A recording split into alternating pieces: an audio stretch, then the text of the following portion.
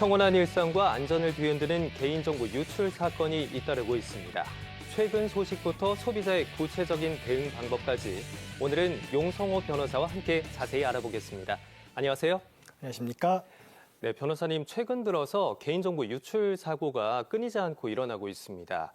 통신 3사부터 해서 롯데카드, 그리고 이번에는 쿠팡에 이르기까지 산업계 전반에 걸쳐서 사고가 발생하고 있는데요. 지금 쿠팡 같은 경우에는 이 유출 경로에 대한 조사가 이루어지고 있는 단계인 거죠? 네, 맞습니다.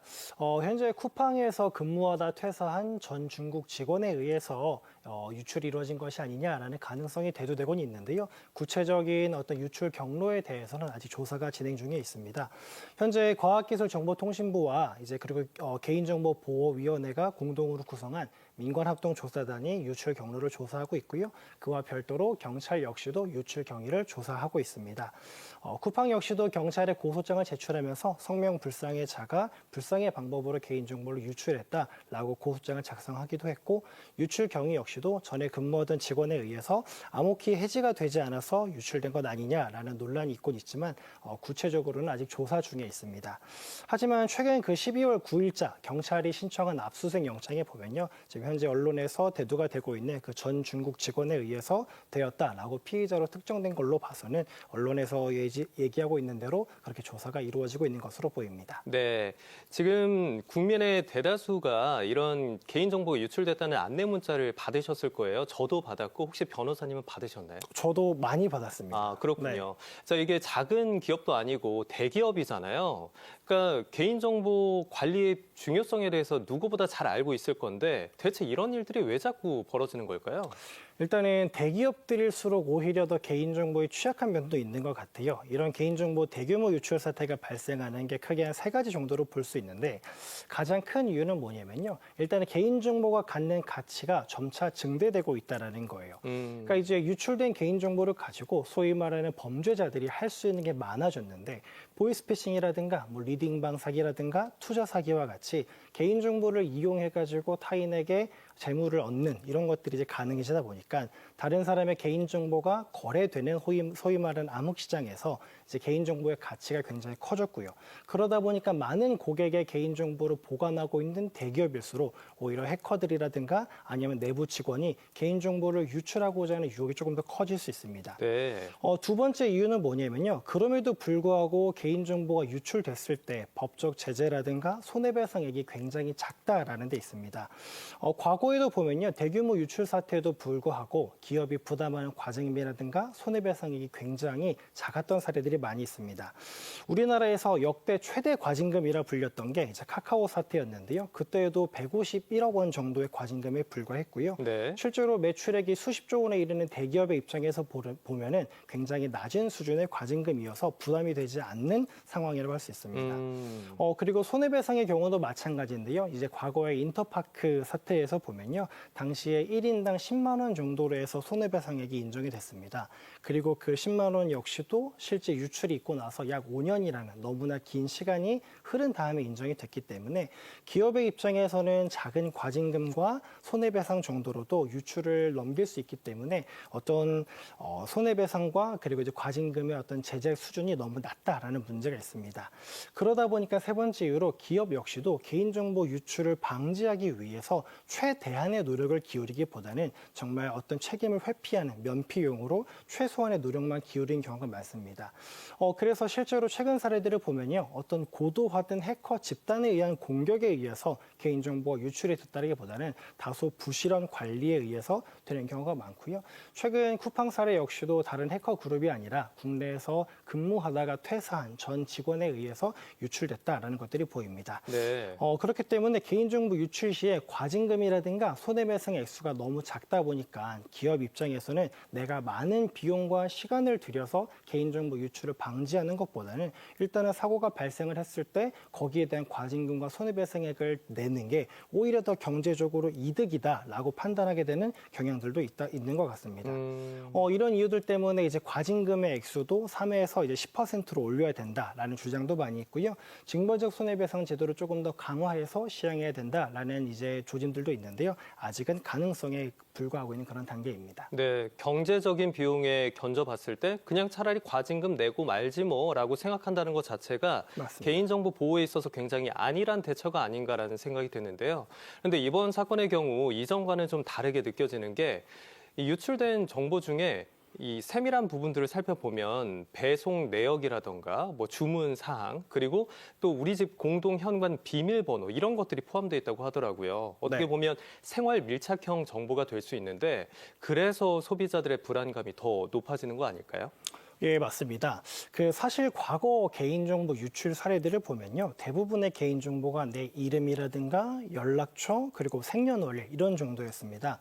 이런 개인정보들이 이제 보이스피싱에 악용이 되거나 아니면 대포통장이라든가 대포폰 같은 게 이제 개통되는데 악용이 될 수 있는데 하지만 피해자들이 그 당시에 걱정했던 것들은 거의 대부분 전자적이고 금융적인 어떤 피해들이었는데 이제는 이번에는 내 주거지라든가 공동현관 비밀번호까지 노출이 되다 보니까 직접적이고 물리적인 위험에 노출이 될 수 있다라는 게 가장 큰 우려 사항인 것 같습니다.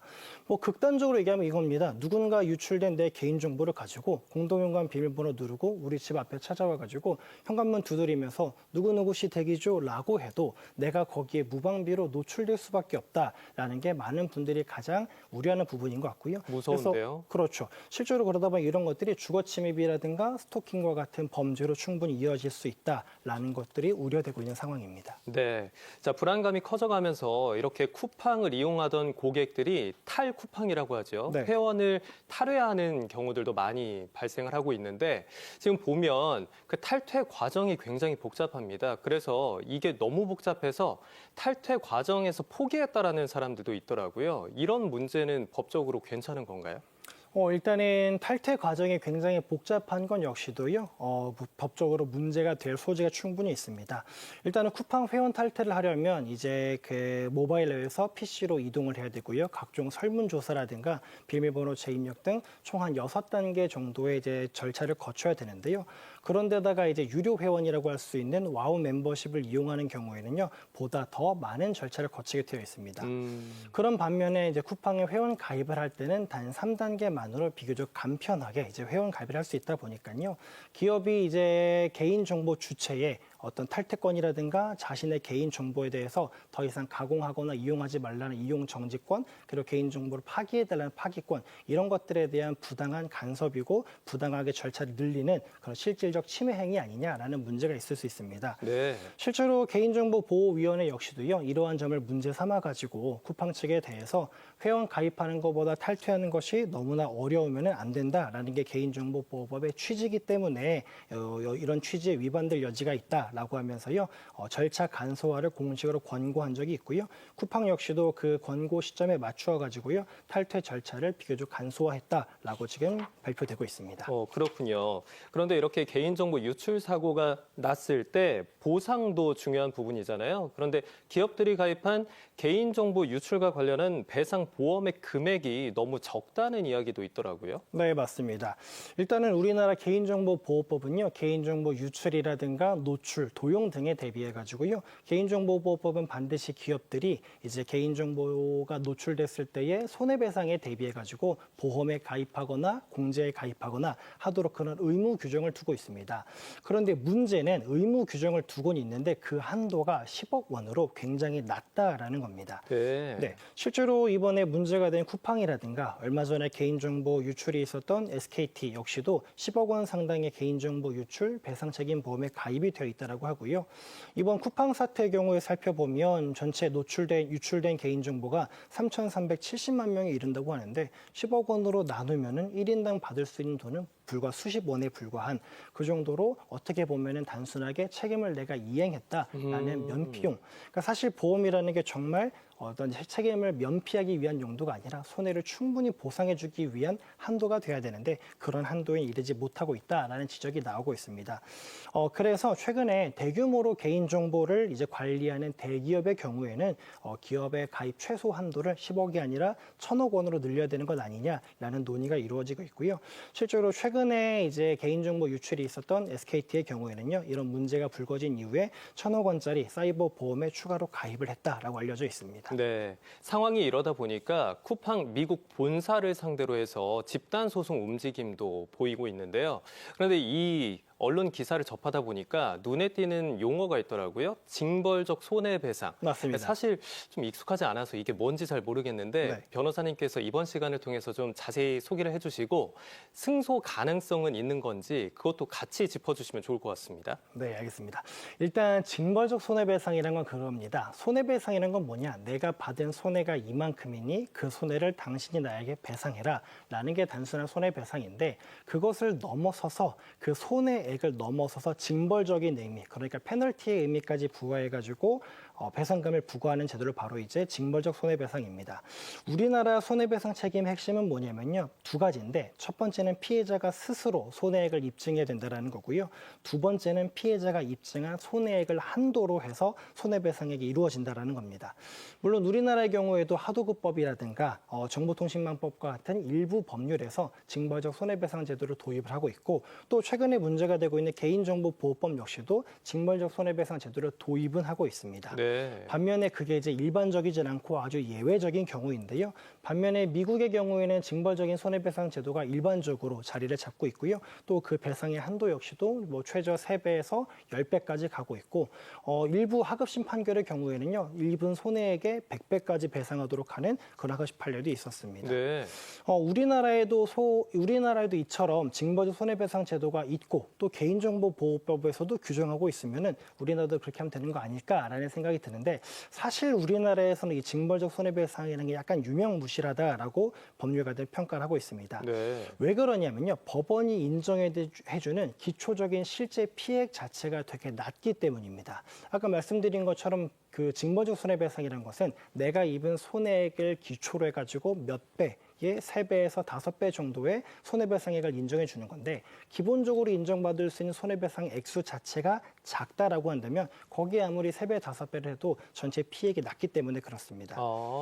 실제로 우리나라의 경우 살펴보면요. 개인정보 유출이 있었던 이제 인터파크 사건의 경우 아까 말씀드린 것처럼 1인당 인정된 손해배상액이 딱 10만 원 수준이었습니다. 네. 그런데 이제 미국의 사례를 들어보면 2021년에 고객 7천만 명 상당의 정보가 유출된 T-모바일의 경우에 약 3억 5천만 달러, 하나로 약 5,100억 원 상당의 합의금을 지급한 적이 있고요. 또 2017년에는 1억 4,300만 명의 신용 정보가 유출된 이제 신용평가사에 대해서 최대 7억 달러, 1조 원이 넘어가는 합의금을 지급하라고 한 사례들도 있습니다. 그렇기 때문에 우리나라보다는 미국에서 징벌적 손해배상 제도가 조금 더 잘 논의가 되고 있는 것 같고요. 다만 그 승소 가능성은 아직은 확언하기는 이른 것으로 보입니다. 쿠팡이 일단은 그 미국 법원이 이 사건이 한국에서 발생한 사건이기 때문에 한국에서 다루는 게 맞다라고 하면서 사건 자체를 아예 각하 심리하지 않고 종결할 가능성도 충분히 있습니다. 물론 최근에 이제 그 소송 원고들을 모으고 있는 로펌들의 경우에는 국경 밖에서 발생했다는 이유로 미국 본사의 책임을 아예 묻지 않는 것은 너무 이제 불합리적이다, 구시대적이다라는 주장을 펼치고 있기 때문에요. 한번 살펴봐야겠지만 그래서 결국은 승소 여부는 궁극적으로 크게 두 가지. 첫 번째는 과연 미국 본사가 쿠팡에 있는 미국 본사가 국내 쿠팡 법인에 대한 지휘 감독과 관리 감독을 다 했느냐 이것 한 가지랑요. 네. 그리고 쿠팡 본사가 본 사건 발생한 이후에 미국 증권거래소에 해당 사고 사실을 즉각적으로 신고했느냐 이 두 가지를 기준으로 살펴보게 될 것 같습니다. 네. 정리하면 미국에서 이루어지는 징벌적 손해배상은 이론상으로는 큰 배상 가능성이 있는데 실제 그 소송이 계속 진행이 될 수 있을지 그리고 승소 가능성은 조금 더 살펴보아야 될 것 같습니다. 네, 이렇게 미국 쿠팡 본사를 상대로 한 또 집단 소송 움직임에 대해서도 짚어봤고요. 이번에는 사례를 통해서 개인정보 유출 관련 법적 쟁점들 하나씩 살펴보겠습니다. 주문하지 않은 상품이 직구로 배송된다는 안내 문자를 받은 A씨. 8시간 뒤 국내 택배사로부터 송장 번호와 함께 통관이 완료됐다는 문자도 왔는데요. 너무 놀란 A씨는 곧바로 해당 쇼핑몰 고객센터에 알렸지만 고객센터는 이용자 정보를 도용해 주문된 계정은 즉시 차단했고 실제 배송이나 통관이 되진 않았으니 안심하라고 설명했습니다. 하지만 이후에도 비슷한 경우가 종종 발생하고 있는데요. 어떻게 대처해야 할까요? 네, 변호사님. 이렇게 해외 직구를 이용하다 보면 우리가 입력해야 하는 고유 부호라는 번호가 있잖아요. 네. 개인 통관 고유 부호라고 부르는데 이 통관 번호를 도용하는 범죄도 발생하고 있다고요? 네, 맞습니다. 개인 통관 고유 부호 사건의 경우에 보면요. 개인 통관 고유 부호가 실제로 도용되는 범죄가 신고 건수가 늘어가고 있습니다.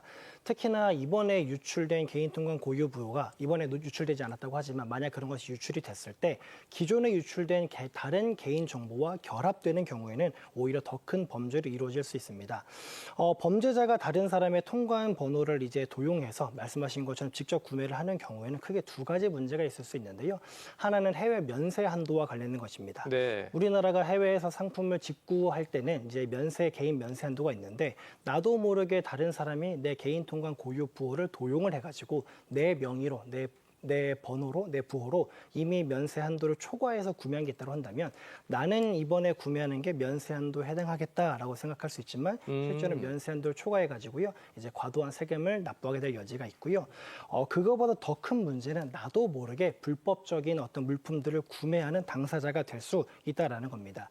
실제로 신고된 사례를 보면요. 최근 4년 동안 개인 통관 고유 부호 도용 의심 신고 건수가 약 8만 6천 건에 이르고 있고요. 특히 올해에는 이미 7월까지만 해도 약 4만 4천 건을 넘었었다라고 합니다. 매년 이렇게 급증하는 추세에 있기 때문에 대부분 이제 소위 말하는 짝퉁 물품이라고 불리는 것들에 대해서 도용이 되고 있기 때문에 그런 것들에 대한 조치가 충분히 필요해 보입니다. 네, 그럼 내 통관 번호가 도용됐는지를 확인할 수 있는 방법이 있을까요?